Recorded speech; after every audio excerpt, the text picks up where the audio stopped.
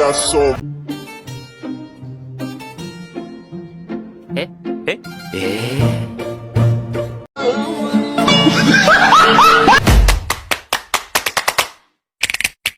motherfucking design on right now. Bring it down, bring it down, bring it down. I got 3 old guys to Assalamualaikum warahmatullahi wabarakatuh. Perkenalkan, nama saya Farida Yanti dari kelas RA13 Prodi Manajemen Fakultas Ekonomi dan Bisnis dengan NIM 612012300527. Untuk memenuhi tugas UAS, di sini saya akan mempresentasikan resume materi dari setelah UTS sampai sebelum UAS. Berikut ini beberapa materi yang akan saya bahas.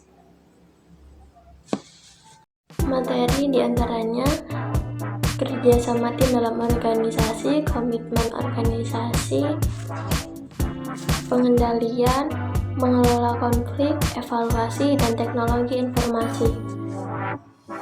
Kerjasama tim dalam organisasi adalah proses di mana sekelompok individu bekerja bersama untuk mencapai tujuan bersama.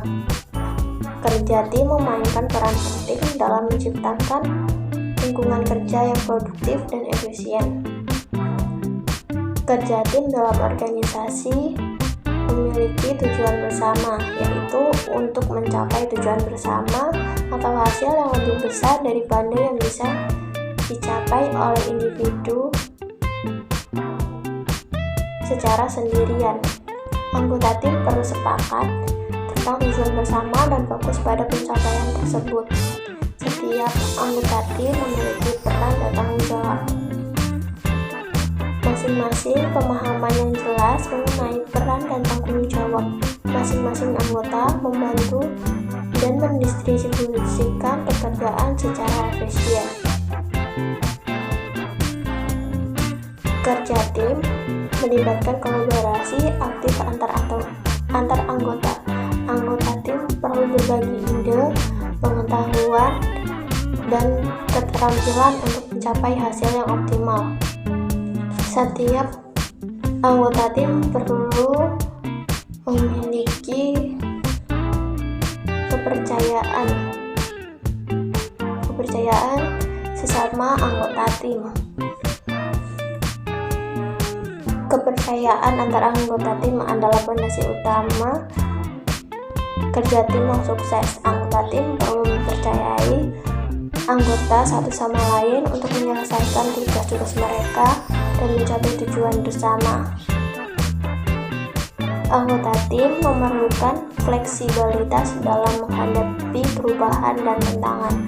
Anggota tim juga perlu dapat beradaptasi dengan perubahan keadaan, kebijakan, atau tujuan proyek. Setiap anggota tim harus memiliki sikap positif. Sikap positif dari setiap anggota tim membantu menciptakan lingkungan kerja yang menyenangkan dan mendukung. Semangat positif juga dapat memotivasi anggota untuk mencapai hasil yang terbaik. Berikutnya, komitmen dalam organisasi. Komitmen organisasi merujuk pada sejauh mana karyawan bersedia dan termotivasi untuk tetap berada dan berkontribusi secara aktif dalam suatu organisasi. Tingkat komitmen yang tinggi dapat membawa manfaat seperti produktivitas yang lebih baik, retensi karyawan yang lebih tinggi, dan atmosfer kerja yang lebih positif. Ada 3 jenis komitmen organisasi yang umumnya diidentifikasi. Yang pertama, komitmen efektif. Komitmen efektif merupakan bentuk komitmen yang muncul karena adanya ikatan emosional dan keterlibatan pribadi terhadap organisasi. Contohnya, karyawan dengan komitmen yang aktif tinggi mungkin merasa senang dan bangga menjadi bagian dari organisasi tersebut. Yang kedua, komitmen kontinuasi berkaitan dengan persepsi karyawan mengenai biaya atau konsekuensi pribadi yang akan mereka hadapi jika mereka memutuskan untuk meninggalkan organisasi. Contohnya, karyawan dengan komitmen kontinuasi yang tinggi, mereka merasa bahwa mereka akan kehilangan manfaat atau investasi seperti pelatihan khusus atau bonus pensiunan jika mereka pindah ke organisasi lain. Yang ketiga, komitmen normatif. Komitmen normatif timbul dari rasa tanggung jawab moral atau norma etika untuk tetap berada dalam organisasi. Contohnya, karyawan dengan komitmen normatif yang tinggi mungkin merasa bahwa mereka memiliki kewajiban untuk terus mendukung organisasi terlepas dari manfaat pribadi yang diperoleh. Terdapat beberapa faktor yang memengaruhi komitmen dalam organisasi, yaitu yang pertama, keadilan organisasional. Persepsi karyawan mengenai perlakuan yang adil dan setimpal di dalam organisasi dapat berdampak pada tingkat komitmen. Yang kedua, dukungan atasan. Hubungan positif dengan atasan dan perasaan diberdayakan dan didukung oleh pimpinan organisasi dapat meningkatkan komitmen. Yang ketiga, pengembangan karir. Kesempatan untuk mengembangkan karir, pelatihan, dan kemajuan di dalam organisasi dapat meningkatkan komitmen karyawan. Yang ketiga, keseimbangan kerja hidup. Organisasi yang memperhatikan keseimbangan kerja hidup, kehidupan kerja, dan kehidupan pribadi karyawan dapat menciptakan tingkat komitmen yang lebih tinggi. Yang keempat, partisipasi dalam pengambilan keputusan. Memberikan kesempatan kepada karyawan untuk berpartisipasi dalam proses pengambilan keputusan dapat meningkatkan rasa kepemilikan dan komitmen terhadap hasil organisasi. Yang kedua, pengendalian. Pengendalian dalam organisasi merujuk pada serangkaian proses kebijakan, aktivitas yang dirancang untuk memastikan bahwa organisasi mencapai tujuan dan sasaran yang telah ditetapkan. Pengendalian membantu manajemen untuk menilai kinerja, mengidentifikasi perbedaan antara kinerja aktual dan terencana, dan mengambil tindakan korektif jika diperlukan. Berikut beberapa aspek penting dalam pengendalian. Yang pertama, perencanaan. Pengendalian dimulai dengan perencanaan, tujuan dan sasaran organisasi yang ditetapkan, dan rencana yang dihasilkan untuk mencapai tujuan mereka. Yang kedua, pelaksanaan. Rencana diimplementasikan melalui kegiatan dan operasi sehari-hari organisasi. Yang ketiga, pengukuran kinerja. Pengukuran kinerja diukur dan dibandingkan dengan standar yang telah ditetapkan selama proses perencanaan. Yang keempat, evaluasi. Evaluasi dilakukan untuk menentukan apakah organisasi telah mencapai tujuan dan sasaran. Ini melibatkan pembagian antara kinerja aktual dan rencana. Yang kelima, standar kinerja. Standar yang digunakan sebagai tolak ukur untuk mengevaluasi kinerja. Standar dapat berupa jumlah produksi, tingkat kepuasan pelanggan, atau gaya kerja yang berbeda. Yang ketiga, yaitu evaluasi. Evaluasi adalah proses yang sistematik untuk mengumpulkan, menganalisis, dan menilai informasi terkait kinerja, hasil, atau efektivitas suatu kegiatan, proyek, program, atau organisasi. Evaluasi digunakan untuk membuat keputusan informasional yang lebih baik, meningkatkan kinerja, dan memberikan umpan balik yang dapat digunakan untuk perbaikan. Ada dua jenis evaluasi. Yang pertama, evaluasi formatif. Yang kedua, evaluasi sumatif. Evaluasi formatif dilakukan selama proses pengembangan untuk memberikan umpan balik yang dapat digunakan untuk memperbaiki dan merubah program sebelum implementasi penuh. Evaluasi sumatif dilakukan setelah program atau kegiatan selesai untuk menilai keseluruhan dampak dan keberhasilan. Metode dalam evaluasi: pengukuran kuantitatif, menggunakan data berupa angka untuk mengukur parameter seperti hasil, angka partisipasi, atau indikator kerja lainnya.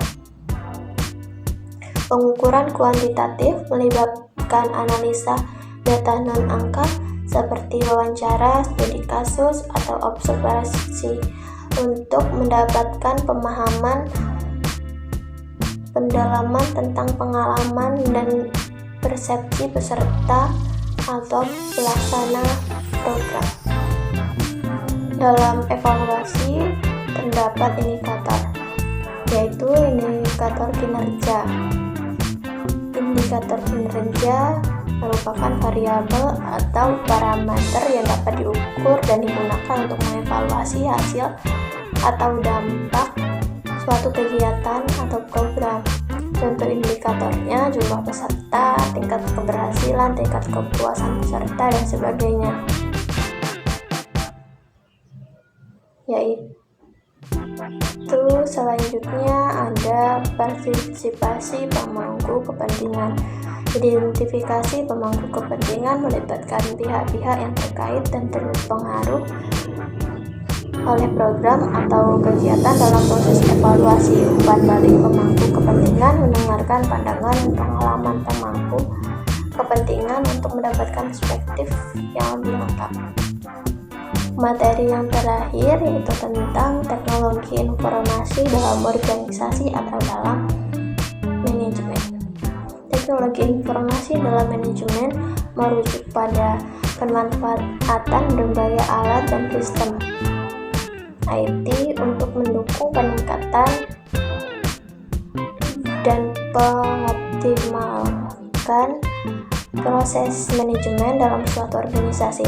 Penggunaan IT dalam konteks manajemen dapat melibatkan perangkat keras, perangkat lunak, jaringan, serta strategi dan kebijakan untuk mengolah informasi.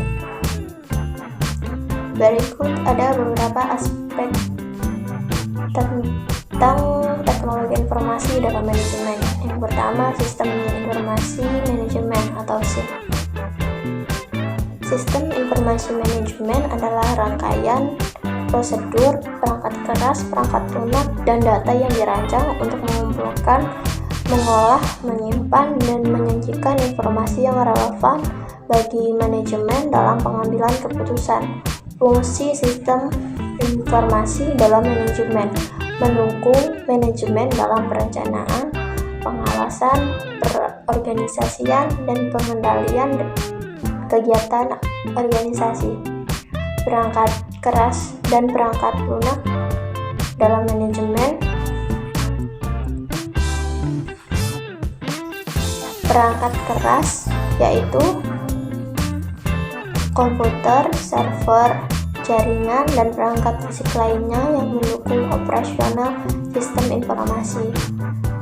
Perangkat lunak yaitu aplikasi dan sistem operasi yang digunakan untuk mengelola data, menganalisis informasi, dan menjalankan tugas-tugas manajemen.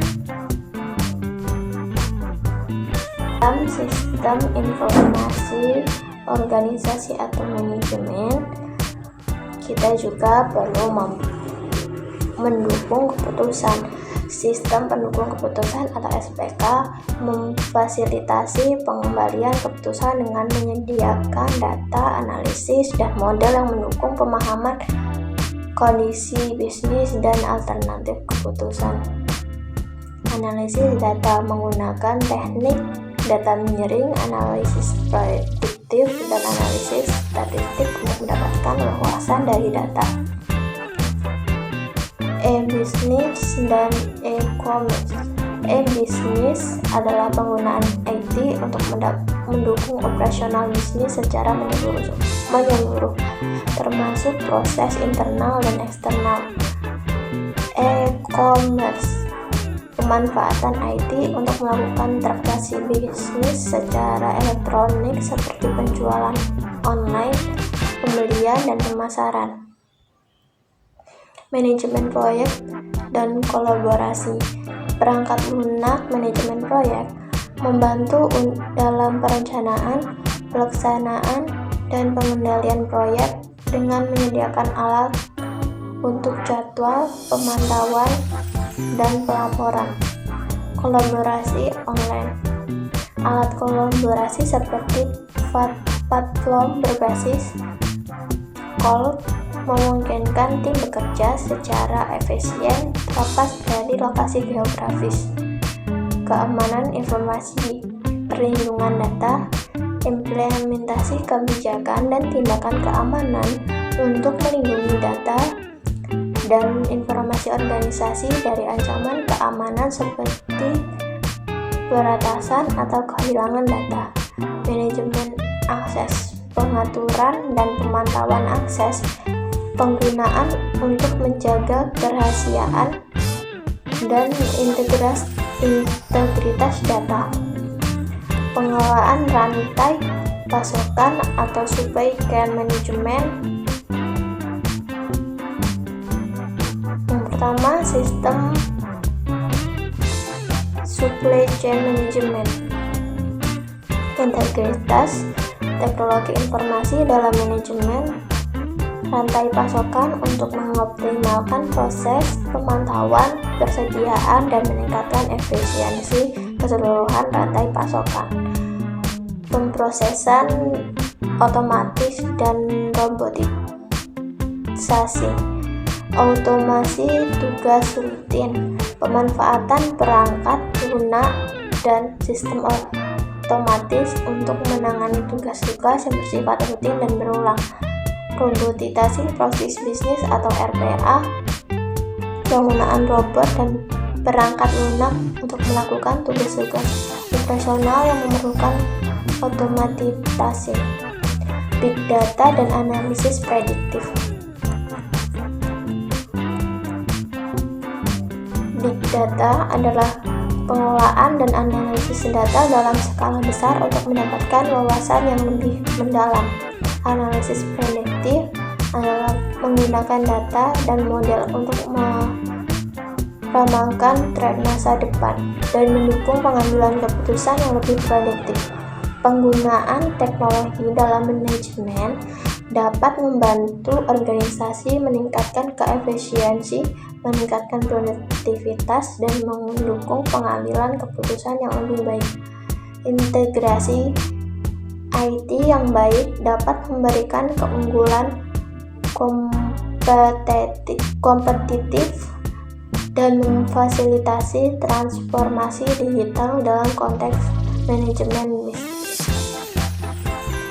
Mungkin itu yang dapat saya sampaikan. Sekian, terima kasih. Wassalamualaikum warahmatullahi wabarakatuh.